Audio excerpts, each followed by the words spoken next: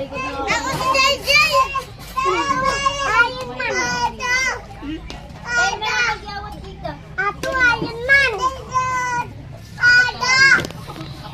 Ada.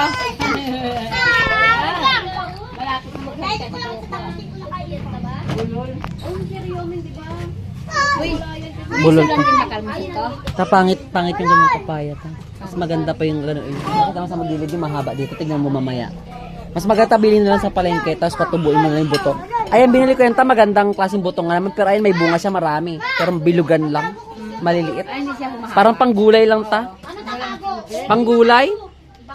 Hindi siya talaga sa variety talaga. Oo, variety niya kasi ganyan, pabilugan ng bungay. Pangit pala, sabi ko maganda yung ibang klaseng. Nakita mo dito sa gilid, mamaya tayo na yung puno na yun, no? Tingnan mo yung bunga niyang tang haba. Galing lang sa buto na ano yun, ha? Pinakinain na namin, yung mahabang kinakain namin yellow. Bulutin mo yan. Ayan, mas okay. Pero maganda itong mababa lang mo meron. May bunga na talaga siya. Ito kasi ang taas tayo. Ano kasi ito, hybrid ta. Kaya mababa pa lang talaga nagbubunga na sila. Kahit dito yung iba o sa baba kung tinalim ta may. Meron pa din dyan. Oo, pero wala pang bunga ta. Mataba naman siya actually. Pero hindi pa siya nag-ano. Walang problema sa kulay.